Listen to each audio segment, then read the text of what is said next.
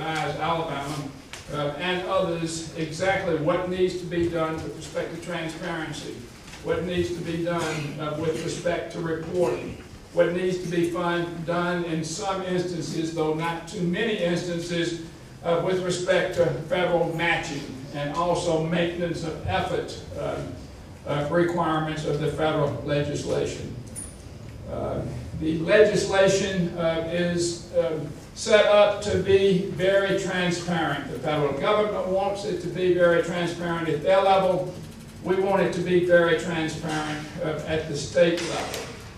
And by the way, a lot of questions that you will have can be answered in a website, which has been developed by the state, which can be found at stimulus.alabama.gov. And if you go there, you will find a listing of all of the various programs that are involved. And also, the website will make reference and will have links to the department in the state or the federal departments that are involved. So many of your questions, perhaps even most, all of your questions, can be answered by reference to that website. And that might be, to the extent you have a question, haven't done the research already yourself personally, that is the place that you should begin. Stimulus.alabama.gov. Now let me just go over very briefly some of the programs that will make a significant difference to this area, and they're not in the listing I have is really alphabetical by state agency, so it isn't necessarily a list of priorities from top to bottom, but of the various programs that perhaps can make a difference to this community, I will first mention the homelessness prevention grants. Altogether, about $20 million will flow into the state for emergency shelter grant programs to provide short-term rental and utility assistance and housing and relocation funds to prevent homelessness into the future. In other words, those people that are on the borderline that perhaps because of this difficult economy might drift into homelessness, we have $20 million that will flow through ADECA into the state generally by population, and our proportionate share will flow into Jefferson County. There are some community service block grants that will flow through ADECA, about 18 million of those, and they will flow from ADECA by a formula in terms of money to JCCEO, which is our Community Action Committee here in the Birmingham area for distribution in the discretion of JCCEO. We will have a community development grant program of about $13 million, and that will flow directly to entitlement communities. I think the city of Birmingham will get about 50% of those that flow into this community. There is a whole lot of money that will flow into this community, into the state of Alabama, for weatherization of low-income homes.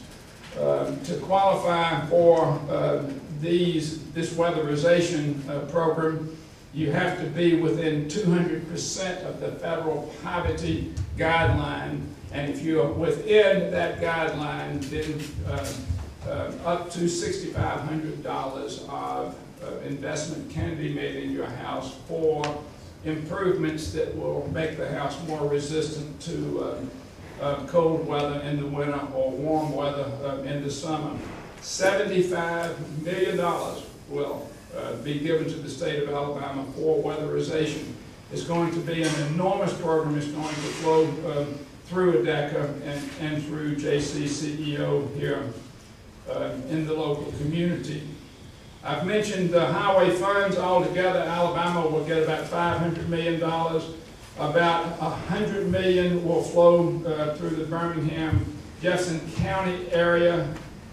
I'm sorry, about $23 million of that will flow to the Birmingham, Jefferson County area. About $100 million directly to local communities throughout the state. Birmingham will be entitled, or the Birmingham community or metropolitan area will be entitled to approximately $9 million of transit capital grants. for buses and other vehicles that are used in mass transit. DHR will have a large amount of funds to be used for child care, about $39 million, foster care, about $2.5 million. Emergency food and shelter monies will flow into the state about $1 million, and most of that will flow into our community on a population basis. I've mentioned that Medicaid is receiving about $800 million over the next couple of years, and that will allow the level of Medicaid services to continue at its current level of services provided to our children and to our elderly over the next couple of years without the budget cuts that were almost certainly to occur but for this program. We have on the education side about $2 million that will be available to us for child nutrition in our lunchrooms. We will have about $12.5 million statewide for Head Start funds, about $10 million for education technology, computers, and other technological equipment that we can use in our schools, and $193 million statewide for special education. So that's an enormous fund that will flow through the state. About $46 million in Title I school improvement funds. And our housing authorities in Jefferson County and Birmingham, well, in the state, will have about $120 million, and that will flow into Jefferson County and Birmingham in accordance with the formulas that the federal government will create. All of that is within programs that flow into the state on a formula basis. In other words, we will get that money. We simply need to use it in accordance with the federal guidelines and report and account for it in a way that is required by the law, and we will do that. We're working hard in Montgomery to be sure that we are set up not only to make our program transparent, but to make the program accountable. And some of the dollars, as I said, many of the dollars flow through